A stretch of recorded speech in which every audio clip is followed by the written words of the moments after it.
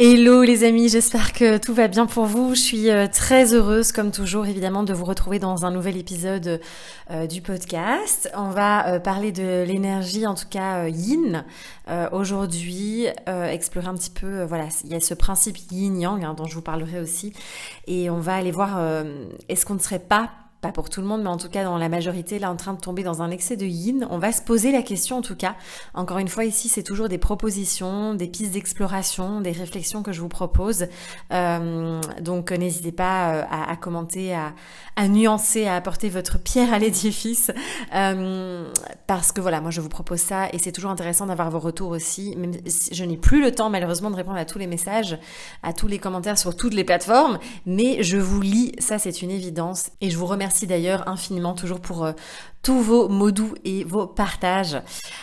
Alors, c'est un grand sujet, le principe yin-yang, qui est un principe qui nous vient du Tao, avec vraiment cette espèce d'équilibre. Alors, il n'y a jamais d'équilibre parfait pour moi, mais en tout cas, cette danse entre les différentes énergies qui viennent créer ce principe qui finalement, il y a toujours évidemment la présence des deux. On n'est pas 100% yin ou 100% yang. On a tous en nous aussi ces énergies-là et elles font partie intègre du mouvement de la vie, du fonctionnement de l'univers, de la vie.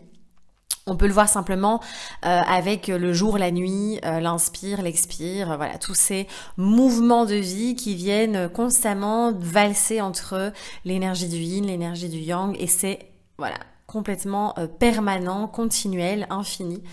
Donc voilà, je vais pas m'étaler sur le principe yin-yang ici parce que j'ai vraiment envie d'aller sur directement dans le sujet du yin, mais c'est vrai que je me pose vraiment des questions dernièrement par rapport à ça, et puis j'ai eu pas mal d'échanges avec plusieurs personnes aussi où on constatait ça, même nous dans les accompagnements, dans l'entrepreneuriat, au sein du mouvement, je vais un petit peu détailler tout ça, et on observait en tout cas un excès de yin chez beaucoup de personnes aujourd'hui.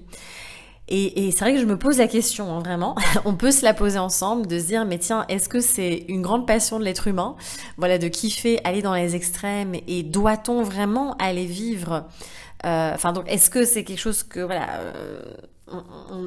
pas qu'on aime, mais en tout cas qu'on explore, ou est-ce que c'est peut-être une nécessité? Est-ce qu'on doit vraiment aller explorer les extrêmes pour pouvoir recréer de la nuance après? C'est une grande question, Là, on peut partir dans un débat philosophique, mais en tout cas, voilà, je pense pas qu'il y ait une vérité absolue encore là-dessus, mais c'est intéressant d'observer ça déjà. Et de se dire, on peut vraiment voir qu'on a tendance à toucher un peu les extrêmes, à l'explorer, tout ça, pour après peut-être trouver une sorte de balance au milieu de tout ça. C'est intéressant et personnellement, je suis vraiment passée par là aussi, où j'étais vraiment, je peux le voir au niveau de l'entrepreneuriat, du boulot, dans un excès de yang, avec vraiment, je faisais que bosser, j'étais que dans l'action, que voilà, il y avait zéro place à de la lenteur, à de la douceur, à de la contemplation, à de l'art, à tout ça. Et puis j'ai pu aller dans l'autre excès, et donc parce que quand j'ai découvert, je me suis dit ah ouais, en fait c'est sympa aussi l'énergie yin, et donc je suis tombée dans l'excès en mode vas-y, je suis que le flow, tout est flow, tout est voilà, et pour finalement arriver à prendre conscience que les deux sont hyper méga importants, vraiment. Donc voilà, on va en reparler un petit peu plus loin, mais ça a vraiment été une expérience que j'ai vécue personnellement aussi. Et même dans le mouvement, on verra aussi qu'on peut tomber dans un excès de yin. Oui, on en parlera juste après. Et on se rend compte vraiment aujourd'hui qu'il y a dans différents domaines de vie, ça peut être voilà l'entrepreneuriat, où finalement on voit, alors ça commence à se calmer parce que ils ont été un peu mis en lumière aussi, mais vous savez, tous ces coachs business qui vont vous parler que de l'énergie, que du féminin, faut se connecter à l'énergie du féminin, manifester seulement via l'énergie du féminin, et juste tout est énergie, etc. Enfin voilà, on a été dans ces excès-là où finalement on n'a pas besoin de stratégie, on n'a pas besoin de marketing, on n'a pas besoin de tout ça, et que c'est juste une question d'énergie, tout est énergie, et tu attires à toi ce que tu dégages. Enfin, vous voyez tout ça. Tous ces trucs un peu ésotériques, la New Age. Évidemment, c'est important, évidemment que oui, enfin vous savez, je vous parle tout le temps d'énergie, hein. Donc oui, l'énergie, elle est là, elle est super importante. Et en même temps, mon Dieu, mais qu'est-ce qu'on a besoin aussi d'une structure et d'un cadre et d'un soutien, de fondation solide aussi. C'est hyper méga important. Donc ça, on peut le voir vraiment dans l'entrepreneuriat où finalement on se retrouve avec des entrepreneurs qui en fait, ont perdu un petit peu le feu là, le feu sacré de l'entrepreneur aussi, où en effet, on a été certainement dégoûté clairement aussi et saturé par tous ces coachs en mode hustle, go, il faut aller toujours plus loin, toujours plus fort, faut toujours faire grandir l'entreprise, c'est jamais assez, il faut poster tous les jours sur Insta pour l'algorithme, enfin vous voyez tout ça là aussi. C'est clair qu'à un moment donné, on en a eu ras-le-bol et peut-être que c'est pour ça aussi, comme on a été trop là-dedans, eh bien on a bifurqué vers cette autre, on va dire, extrême aussi. C'est une possibilité, hein. Mais en tout cas, on peut vraiment l'observer dans l'entrepreneuriat aujourd'hui. Et donc on est un peu là en mode ah oui, et alors c'est pareil, il y a plein d'outils aujourd'hui qui permettent aussi de soi-disant se connaître, et le truc c'est qu'il y a des gens qui utilisent ça pour se dire ah oui ben moi je vais attendre que la vie me propose sur un plateau d'argent des situations, et du coup ben on attend et on ne fait rien. Donc je pense qu'il faut vraiment encore une fois remettre du bon sens dans toutes ces approches aussi. Et par exemple, dans le mouvement, on peut l'observer aussi, il y a vraiment un courant, et franchement, on en a besoin, hein, gratitude, et je vous en propose, moi, des pratiques yin, hein, donc voilà, c'est hyper important d'avoir ces pratiques yin, ces pratiques somatiques, ces pratiques où on va en lenteur, on a tellement besoin de ça, surtout dans la société dans laquelle on vit, dans le rythme infernal que beaucoup vivent, dans lequel beaucoup vivent aujourd'hui aussi, dans cette pression qu'on peut s'infliger à soi, mais qui peut aussi venir de l'extérieur, hein. Et c'est clair que voilà, on a profondément besoin aussi à travers ce mouvement de venir ralentir, de se déposer, de se rendre à la terre, hein, comme j'aime bien dire aussi. Il y a ce besoin-là, il y a vraiment clairement d'introduire ce genre de mouvement, de pratique-là est essentiel. Et en même temps, on peut aussi tomber du coup dans un excès en se disant je vais faire que des pratiques somatiques, je vais faire que du mouvement au sol, lent, etc. Et en fait, on éteint complètement, pareil, toute son énergie yang, son énergie feu. Et je dis pas qu'il faut aller faire des marathons ou du crossfit, hein, je n'ai pas dit ça. Mais en tout cas, on a aussi besoin à un moment donné de stimuler un petit peu, vous voyez, notre rythme cardiaque, de stimuler un petit peu notre énergie, notre corps différemment, avec un peu plus de dynamisme en fait. Mais ça veut pas dire évidemment, encore une fois, qu'on doit sprinter, hein, loin de là. Mais voilà, c'est intéressant, je trouve, d'observer ça aussi là aujourd'hui dans le mouvement. Et même si on en a besoin, on va voir que ça va être intéressant de recréer quand même une balance entre les deux. Qui va être très importante. Pareil dans les modes de vie, aujourd'hui on prône vraiment, et c'est génial, mon sang, on a tellement besoin de ça, la slow life, le fait de ralentir, d'avoir des modes de vie très lents et autres, et en même temps parfois on a aussi, je pense, si on s'écoute profondément, parfois on a des fulgurances, parfois il y a des moments où on a envie de galoper, et c'est ok en fait, vous voyez, c'est aussi d'arrêter de diaboliser. Parce qu'on découvre quelque chose, on diabolise le reste. C'est un petit peu comme ça aussi qu'on a tendance à fonctionner.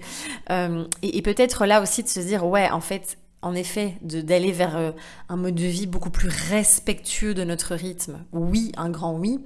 Mais parfois, on se fout une pression de dingue. Vous voyez, avec tout ce qu'il y a aujourd'hui, on nous dit, mais tu devrais faire ci, tu devrais faire ça. On devrait tous ralentir et vivre à la campagne, avoir nos poules et notre potager. Et en même temps, on reste quand même tous très différents aussi, et on a chacun nos envies, et puis on est cyclique. On est cyclique, et je pense que c'est encore une fois embrasser et accepter cette cyclicité. Il y a vraiment des phases de vie, même en fonction des saisons, où on va avoir envie de vraiment ralentir, de vraiment s'offrir ça. Et puis d'autres, on va être un peu plus là, on fire, et avoir envie d'avancer, d'aller, on va avoir l'énergie pour passer à l'action en fait, hein, tout en conservant des moments de ressourcement, des moments où on va pouvoir vraiment prendre soin de soi. Vous voyez, En fait, c'est ça qui est génial dans le symbole du yin-yang, c'est qu'il y a toujours cette goutte, vous voyez, ces deux gouttes, pardon, il y a toujours ces deux points. Donc, dans la goutte du yang, il y a toujours un point, je vais y arriver, hein, un point yin, et dans la goutte du yin, il y a un point yang. C'est-à-dire que on va toujours avoir, quoi qu'il arrive, l'énergie de l'un dans l'autre. Et c'est vraiment de garder ça en tête. Et ils ont vu juste depuis des millénaires, n'est-ce pas, en Asie, où voilà, c'est pas parce que je suis dans ces périodes un peu plus où je galope et tout, en fait parce que j'ai vraiment envie que j'ai ce feu-là, que je dois pas garder évidemment des moments de régénération. Et l'inverse aussi, il y a peut-être des moments où je vais ralentir, prendre amener plus de douceur, de lenteur, tout en conservant des moments où je vais venir dynamiser aussi plus mon énergie, mon corps, ou avoir un événement dans ma vie, voilà, qui va faire une grosse fiesta, aller à un festival, enfin, vous voyez.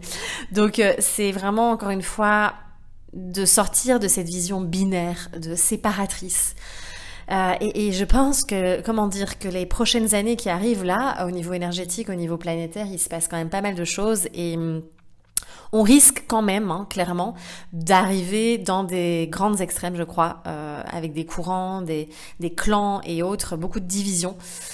Espérons que tout cela, hein, n'est-ce pas, est pour recréer, je l'espère de tout cœur en tout cas, de recréer du collectif, de recréer de la nuance, de recréer de la fusion, en tout cas de la...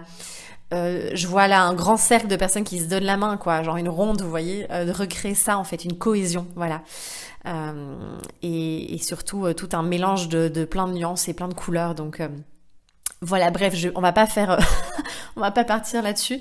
On a évidemment, comme je le disais tout à l'heure, un besoin de plus de yin. C'est sûr qu'on sort quand même enfin on sort. Je suis optimiste. Hein.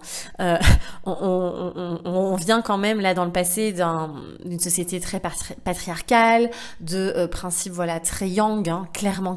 Donc je pense que c'est nécessaire évidemment. C'est nécessaire qu'on ait toutes ces approches yin, qu'on ait tout ça qui émerge là. On en a clairement besoin. Et je pense qu'encore une fois, c'est ne pas aller du coup diaboliser, vous voyez, l'énergie yang, ne pas aller diaboliser non plus, même si on a été dans un excès, de garder quand même aussi conscience qu'on a besoin aussi du yang, voilà, et ça c'est important, je pense. Voilà, je vais pas m'étaler non plus là-dessus parce qu'on pourrait partir sur un débat de 3 siècles, mais en tout cas... je pense que quand on prend conscience de quelque chose, où on était dans un excès, eh bien souvent on a tendance à aller dans l'autre extrême, vous voyez, et peut-être de remettre voilà cette nuance dans certains courants aujourd'hui qui sont parfois un petit peu extrémistes aussi. Et même si on a besoin voilà de cette lenteur, de revoir complètement le fonctionnement hein, finalement de notre rythme, de notre société, n'oublions pas quand même qu'on a besoin aussi de cette énergie un peu plus feu. Et je pense que c'est intéressant de peut-être changer son regard aussi en se disant mais tiens, comment cette discipline, comment ce cadre, cette structure, ces fondations, cette organisation dans le côté plus terre à terre, pratico-pratique, comment tout ça peut être au service finalement de la créativité, de la douceur, de la lenteur, de la fluidité, du flow. Et je pense que ça mais c'est hyper important de se poser ça et de voir les choses différemment. Que vous soyez entrepreneur ou non, hein, je veux dire pour n'importe qui, de peut-être changer son regard là, sur justement cette énergie yang qui nous fait peur aussi. Et en fait, on est tellement dans une société où les personnes... Je pense que la majorité des gens aujourd'hui est épuisée. Il y a une tonne de burn-out, il y a une tonne, enfin voilà, tout est en train de s'effondrer au niveau aussi de la santé. On voit les corps qui sont dans un état de survie, en hypervigilance ou en figement, en shutdown, enfin en effondrement. Et en fait, voilà, ça reflète clairement un dysfonctionnement de notre mode de vie, de la société, hein, clairement. Et en même temps, on a clairement ce besoin aussi de peut-être s'apporter à nouveau aussi cette structure pour pouvoir justement bien permettre au yin de se déployer. Vous voyez, permettre à toutes ces énergies aussi de pouvoir fleurir, se déployer pleinement. Et donc voilà, changer cette vision-là, je pense que ça peut être super important. On pourrait aussi prendre l'exemple la thématique du système nerveux, je vous en parle beaucoup. C'est vrai que souvent quand on plonge dans la guérison du système nerveux, alors encore une fois, le système nerveux pour moi il fonctionne, en fait il a perdu de sa souplesse et il est un petit peu, devenu un peu rigide, mais en même temps il fonctionne en fonction il fonctionne bien en vrai, puisqu'il réagit en fonction de nos mémoires, des traumas, de ce qu'on a pu vivre, donc il fait comme il peut. Donc bref, ça c'est un autre sujet aussi, mais on pourrait prendre aussi cette thématique-là et de se dire, mais au final, quand on entre dans cette guérison du système nerveux, on se dit souvent, il faut absolument que je me repose, il faut absolument que je ralentisse. Et oui, évidemment que une des grandes clés pour ramener de la souplesse dans ce système nerveux est évidemment de ralentir. La lenteur va permettre justement à ce système de retrouver de la respiration, de retrouver la résilience. Ça, c'est une évidence. Et en même temps, quand on a cette énergie sympathique qui est coincée, cette énergie de survie dans le corps, quand on est en effondrement, shutdown, en figement total et tout, on va avoir besoin aussi d'aller stimuler, vous voyez ? Et je dis pas qu'il faut encore une fois aller, sauter au trampoline et faire un marathon, mais en tout cas, on va avoir besoin aussi de dynamiser pour justement décharger cette énergie sympathique, pour relancer aussi cette stagnation de l'énergie. Et là, on va faire appel justement un petit peu à cette énergie du yang aussi. Donc, c'est encore une fois ne pas tomber non plus dans cet excès et de se dire en fait alors clairement on a besoin de ce repos comme je vous disais, mais ne pas se dire en fait il faut que je dorme toute la journée et voilà. Et d'ailleurs on pourrait prendre l'exemple du rythme circadien aussi, où finalement peut-être que ça vous est déjà arrivé, mais vous voyez quand le réveil sonne ou quand c'est l'heure de se lever et que on remet encore le réveil et on snooze et encore et en fait on est encore plus fatigué après. Donc voilà, à un moment donné, l'énergie aussi, notre corps il se dynamise quoi. Pareil pour la libération des émotions, on se dit toujours, on nous a tellement, on nous a jamais appris à les libérer non plus, et donc on a refoulé, on nous a un petit peu cadenassé dans certaines notions aussi, de se dire mais voilà, je vais méditer, là je vis de la colère, je vais aller méditer et calmer la colère. Vous voyez un peu ce truc là. Comment dire que la colère elle est très yang, que la colère c'est du feu, que la colère elle a besoin aussi de sortir, de s'exprimer, de s'extérioriser. Et donc c'est pas non plus que vous voyez, c'est de l'énergie qui est très très yang, et parfois on va faire des pratiques yin pour essayer de calmer ce feu, alors qu'on aurait besoin peut-être probablement d'aller plus vers une pratique aussi qui va permettre justement, qui va dynamiser et permettre à cette énergie de sortir, de se mettre en mouvement. Donc on pourrait continuer cet épisode encore pendant 3 heures et prendre plein d'exemples, plein de domaines.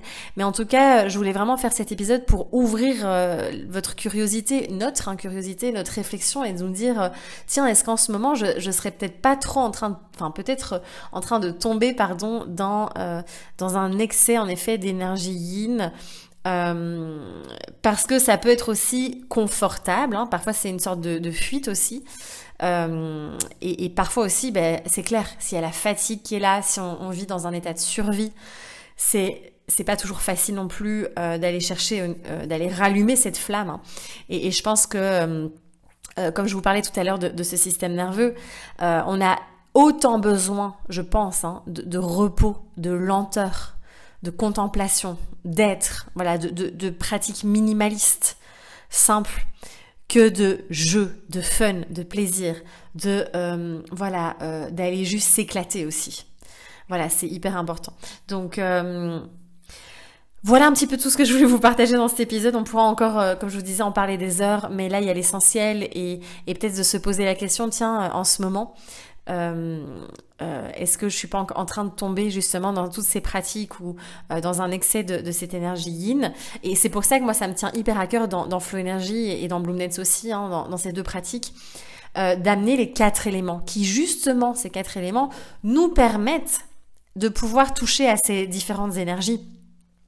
Et de se dire, tiens, par exemple, dans Flow Energy Studio, l'idée, c'est que j'ai créé ces différentes catégories pour que vous puissiez justement vous dire, attends, là, j'ai vraiment besoin d'aller au sol, j'ai besoin d'un flow restauratif, j'ai besoin d'aller en douceur, d'être dans la lenteur, de m'abandonner à la terre, qu'elle puisse me prendre dans ses bras.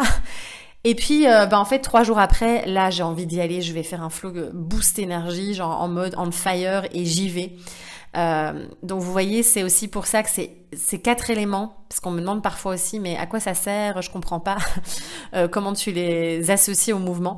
Et en fait, celles qui sont dans le studio ou dans les autres programmes le savent, hein, mais cette importance aussi de respecter justement, d'accompagner notre cyclicité à travers le mouvement et ces différents dynamismes. Et voilà, et n'hésitez pas en termes de mouvement, par exemple, à vous dire, voilà, ça c'est la liste, vous faites votre liste de kiff, de mouvements, voilà, de pratiques que vous aimez. Peut-être que ça va être le yin yoga, puis la course à pied, la danse et je sais pas, voilà, ça peut être n'importe quoi. Et vous faites votre propre liste. Et puis en fonction de votre état, de votre énergie, de là où vous êtes dans votre cycle aussi, vous allez pouvoir aller piocher. Et vraiment répondre à vos besoins du moment. Ça c'est vraiment, je trouve, super chouette aussi d'avoir cette variété.